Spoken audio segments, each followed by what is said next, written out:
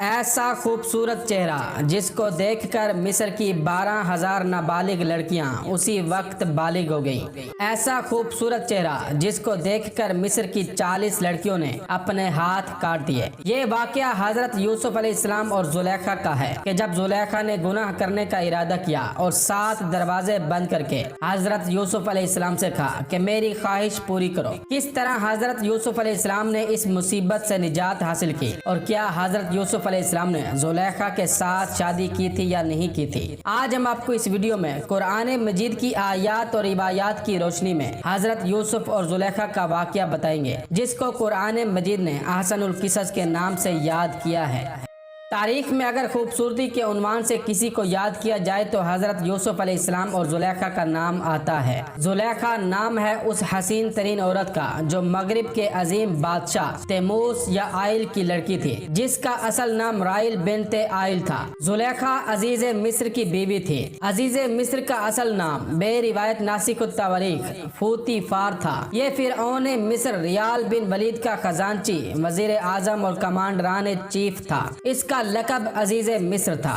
جب حضرت یوسف علیہ السلام کو مصر کے بازار میں بیچا جا رہا تھا تو زلیخا نے اسے دیکھا اور دل و جان سے قربان ہو گئی۔ اس نے عزیز مصر سے کہا کہ اس غلام کو خریدنے میں کوتاہی نہ کرنا۔ ایک روایت میں ہے کہ جب حضرت یوسف علیہ السلام کو مصر کے بازار میں بیچا جا رہا تھا تو اس وقت 12,000 نابالغ لڑکیوں کی نظر حضرت یوسف علیہ السلام پر پڑی تو وہ آن واحد میں منزل بلوغ پر فائز ہو گئے۔ الغرض عزیز مصر نے اپنی بیوی زلیخا کے کہنے کے مطابق حضرت یوسف علیہ السلام کو خرید لیا اور عزیز مصر حضرت یوسف علیہ السلام کو اپنے گھر لائے۔ اپنی بیوی زلیخا سے کہا، جس کو قرآن مجید کی سورہ یوسف آیت نمبر 21 میں بیان کیا گیا ہے، جس نے مصر میں یوسف کو خریدا، اس نے اپنی بیوی سے اس کی سفارش کی اور کہا کہ اس غلام کی منزلت کا احترام کرنا اور اسے غلاموں والی نگاہ سے نہ دیکھنا، کیونکہ ہمیں امید ہے کہ مستقبل میں ہم اس غلام سے بہت فائدے اٹھائیں گے یا اسے فرزند کے طور پر اپنا لیں گے۔ بہرحال حضرت یوسف علیہ السلام عزیز مصر کی بیوی زلیخا کے زیر اہتمام زندگی کے ایام گزار ہی رہے تھے کہ جوانی ابھر آئی اور عشق زلیخا درجہ کمال کو پہنچ گیا۔ بے روایت روضۃ الصفا زلیخا جس کے دل کی گہرائی میں یوسف یوسف فروکش تھے اور وہ اپنے حصول مقصد کے لیے بے چین تھی۔ بالآخر ایک دن زلیخا نے مناسب وقت میں یوسف کو اپنے پاس بلوایا اور محل کے اس کمرے میں لے گئی جو 7 کمروں کے بعد تھا اور سب میں تالے لگا دیے۔ پھر وہاں پہنچ کر حصول مقصد کی طرف متوجہ ہوئی۔ اسی دوران میں اس کی نگاہ اس بت پر پڑی جو دیوار میں نصب تھا اور اس کی بڑی بڑی ہیرے کی آنکھیں چمک رہی تھی۔ وہ اپنے بستر سے اٹھی اور اپنے پتھر کے خدا کی نابینا آنکھ پر پردہ کھینچ کر پٹی باندھ دی۔ حضرت یوسف علیہ السلام نے پوچھا، تم نے یہ کیا کیا؟ زلیخا نے جواب دیا کہ میں گناہ کرنے جا رہی ہوں، مجھے شرم آتی ہے کہ میں محو گناہ ہوں اور میرا خدا مجھے دیکھ رہا ہے۔ حضرت یوسف علیہ السلام نے فرمایا کہ تمہارا خدا تو ایسا ہے جس کی آنکھ پر تم نے عزم معصیت کے پیش نظر پٹی باندھ دی۔ میں اپنے خدا کی نظروں سے اپنے کو کس طرح بچاؤں جو کہ رگے جان سے بھی زیادہ قریب ہر وقت حاضر و ناظر ہے؟ خدارا مجھے دعوت گناہ نہ دو۔ مگر زلیخا نے ایک نہ سنی اور اس وقت کے لازمی مقدمات سے فراغت کے بعد بستر پر لیٹ کر بولی، لو آ جاؤ۔ قرآن مجید کی سورہ یوسف آیت نمبر 23 میں ارشاد ہوتا ہے، اور جس عورت کے گھر میں یوسف رہتے تھے اس نے ان کو اپنی طرف مائل کرنا چاہا اور دروازے بند کر کے کہنے لگی، یوسف جلدی آؤ۔ یوسف نے کہا کہ اللہ پناہ میں رکھے، وہ یعنی تمہارے میاں تو میرے آقا ہیں، انہوں نے مجھے اچھی طرح سے رکھا ہے، میں ایسا ظلم نہیں کر سکتا، بے شک ظالم لوگ فلاح نہیں پائیں گے۔ مگر زلیخا جو جذبات و خواہشات و شہوات میں ڈوب چکی تھی ایک بات بھی سننے پر آمادہ نہ ہوئی۔ بالآخر حضرت یوسف علیہ السلام نے کمال جرأت، زور نبوت اور طاقت عصمت سے کام لے کر زلیخا کے بت مقصد کو پارا پارا کر دیا اور برہان رب کی روشنی میں تاریکی گناہ سے جان بچا کر نکل بھاگے۔ حضرت یوسف علیہ السلام جس جگہ سے بھاگے تھے وہاں سے باہر تک میں 7 دروازے تھے اور سب کو تالا لگا ہوا تھا۔ خدا کی قدرت دیکھیے، حضرت یوسف علیہ السلام جس دروازے کے قریب پہنچتے اس دروازے کا تالا خود بخود کھل جاتا تھا۔ قرآن مجید کی سورہ یوسف آیت نمبر 25 میں ارشاد ہوتا ہے، اور دونوں دروازے کی طرف بھاگے، आगे यूसुफ, पीछे जुलेखा, और औरत ने उनका कुर्ता पीछे से पकड़कर जो खींचा तो फाड़ डाला और दोनों को दरवाजे के पास औरत का खामिद मिल गया। तो औरत बोली कि जो शख्स तुम्हारी बीवी के साथ बुरा इरादा करे उसकी उसके सिवा क्या सजा है कि या तो कैद किया जाए या फिर इसे दर्दनाक अजाब दिया जाए। ये सुनकर हजरत यूसुफ अलैहिस्सलाम बोले, मेरे मालिक, मैं आपका खरीदा हुआ गुलाम हूँ, मेरी ये जुर्अत नहीं हो सकती कि मैं आपके साथ खियानत करूँ। मेरी इस मालका ने खुद मुझे दावत गुनाह दी। कुरान मजीद की सूरह यूसुफ आयत नंबर 26 में इरशाद होता है, हजरत यूसुफ अलैहिस्सलाम ने कहा, इसने मुझे इसरार और इल्तिमास से अपनी तरफ दावत दी थी और मैं अपने को बचाने की कोशिश कर रहा था और इसी वजह से भाग कर यहाँ तक आया हूँ। ये मेरा पीछा कर रही थी और मुझे पकड़ने के लिए मेरे पीछे दौड़ रही थी। बिल आखिर इन्होंने मेरा दामन पकड़ लिया और वो फट गया, जैसा कि आप देख रहे हैं। ये सुनकर जुलेखा ने एक रिवायत की बिना पर कहा कि दामन फटने का वाकया ये है कि मैं सो रही थी और ये गुलाम बदनीयती के साथ मेरे सिरहाने खड़ा था। फिर इसने आहिस्ता से मेरे जिस्म को हाथ लगाया, मैं जाग उठी और मैंने चाहा कि इसकी सरजनिश करूं। ये भाग निकला, मैं इसे पकड़ने के लिए इसके पीछे दौड़े तो इसका दामन मेरे हाथ में आ गया और फट गया। दोनों का बयान सुनकर अजीज मिस्र सख्त हैरान हुए और हजरत यूसुफ अलैहिस्सलाम से कहने लगे कि तुम अपनी पाक दामानी पर कोई सफाई का गवाह पेश कर सकते हो। हजरत यूसुफ अलैहिस्सलाम ने फरमाया कि मेरे पास तो कोई गवाह नहीं है, मैं आपको यकीन दिलाता हूँ मैं जो कुछ कह रहा हूँ बिल्कुल सच है। अगर आप मेरी सदाकत पर गवाही लेना चाहें तो इस बच्चे से ले लें जो गहवारे में पड़ा हुआ है। अजीज मिस्र ने कहा, ये तो दूध पीता बच्चा है, ये कैसे बोल सकता है।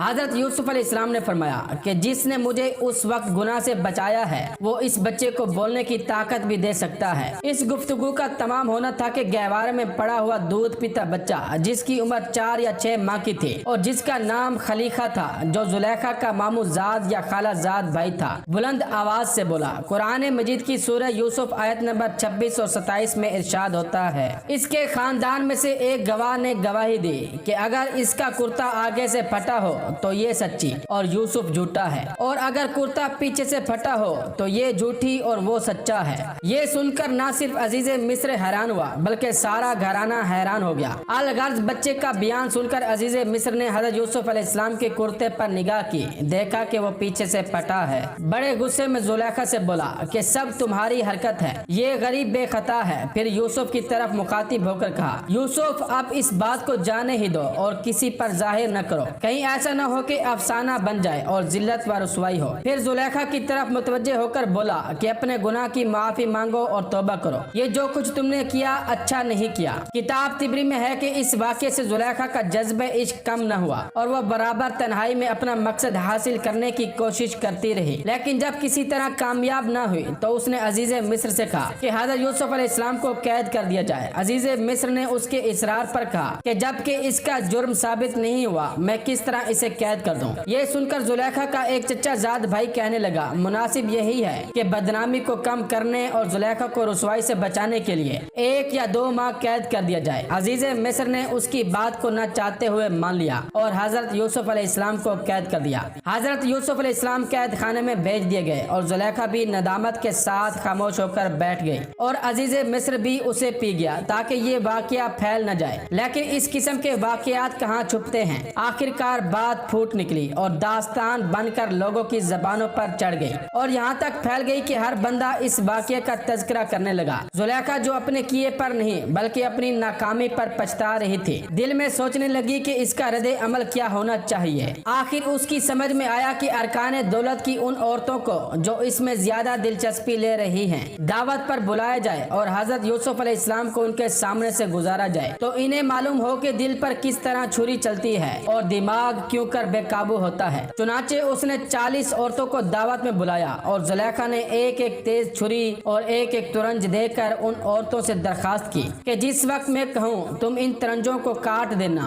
उन औरतों ने मंजूर कर लिया। कुरान मजीद की सूरह यूसुफ आयत नंबर 31 में इरशाद होता है, फिर जब जुलेखा ने उन औरतों की गुफ्तगू जो हकीकत में दीदार यूसुफ के लिए एक चाल थी सुनी तो उनके पास दावत का पैगाम भेजा और उनके लिए एक महफिल मुरतब की और फल तराशने के लिए हर एक को एक एक छुरी दी और यूसुफ से कहा कि इनके सामने आओ। जब औरतों ने उनको देखा तो उनका रोब व हुस्न उन पर ऐसा छा गया कि फल तराशते तराशते अपने हाथ काट लिए और बेसाख्ता बोल उठी کہ اللہ پاک ہے، یہ آدمی نہیں، یہ تو کوئی بزرگ فرشتہ ہے۔ یہ دیکھ کر زلیخا کو موقع مل گیا، وہ بولی میری بہنوں تم تو میری مذمت کرتی تھی اور کہا کرتی تھی کہ عزیز مصر کی بیوی ایک غلام کنعانی پر فریفتہ ہو گئی ہے، کہو اب کیا کہتی ہو؟ یہ سن کر عورتوں نے معذرت کی اور زلیخا سے کہا بے شک تم جذبہ عشق میں بے خطا ہو۔ اس واقعے کے بعد زلیخا نے ان عورتوں سے بے روایت روضۃ الصفا کہا کہ تم سے ہو سکے تو اس معاملے میں میری مدد کرو اور اس غلام کنعانی کو راضی کر کے مجھے شکریہ کا موقع دو۔ یہ بات سن کر دو عورتوں نے امداد کا وعدہ کیا۔ دونوں باری باری حضرت یوسف علیہ السلام کے پاس آئی اور کہا کہ زلیخا بھی بہت ہی خوبصورت ہے، تمہیں اس کے مقاصد پر نگاہ رکھنی چاہیے، لیکن حضرت یوسف علیہ السلام راضی نہیں ہوئے۔ حضرت یوسف علیہ السلام نے خدا کی بارگاہ میں عرض کی اے پالنے والے، جس بات کی یہ عورتیں مجھ سے خواہش رکھتی ہیں اس کی بے نسبت قید خانہ مجھے زیادہ پسند ہے۔ الغرض عزیز مصر پر زلیخا نے کچھ اس درجے دباؤ ڈالا کہ وہ حضرت یوسف علیہ السلام کو دوبارہ قید خانے بھیجنے کے لیے تیار ہو گیا۔ حضرت یوسف علیہ السلام قید خانے میں بھیج دیے گئے۔ وہاں پہنچ کر وہ عبادت میں مصروف و مشغول ہو گئے۔ خدا نے حضرت یوسف علیہ السلام کو درجہ نبوت پر فائز کیا اور تعبیر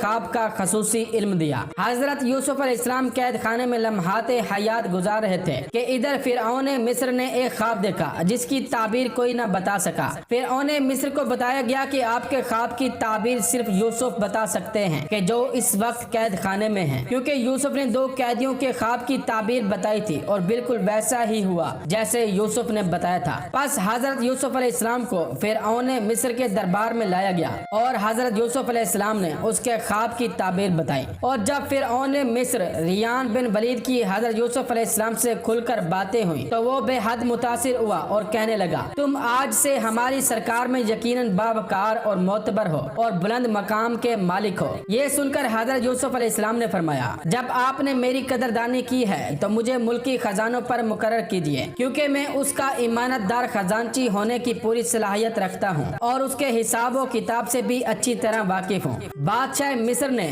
بڑی خوشی سے حضرت یوسف علیہ السلام کو خزانوں کی کنجی دے دی۔ حضرت یوسف علیہ السلام اور زلیخا کی شادی کا قصہ قرآن مجید اور حدیث میں مذکور نہیں ہے۔ مفسرین و مورخین نے اسرائیلی بائبل مقدس کی روایات کی روشنی میں اسے بیان کیا ہے کہ زلیخا کے خاوند کی وفات کے بعد مصر کے بادشاہ نے زلیخا کا نکاح حضرت یوسف علیہ السلام سے کر دیا۔ جب آپ زلیخا کے پاس تشریف لائے تو فرمایا کیا یہ اس سے بہتر نہیں جو تو چاہتی تھی؟ وہ کہنے لگی اے سچے یوسف، مجھے ملامت نہ کریں، میں حسین و جمیل نازوں میں پلی عورت تھی جیسا کہ آپ دیکھ رہے ہیں، اور میرا خاوند عورتوں کے پاس نہیں آتا تھا، یعنی نامرد تھا، جیسا کہ اللہ نے آپ کو حسن دیا تھا، میرا نفس مجھ پر غالب آ گیا۔ حضرت یوسف علیہ السلام نے واقعی زلیخا کو کنواری پایا، اس سے قربت کی، آپ کے اسے دو بیٹے افراہیم اور منشا پیدا ہوئے۔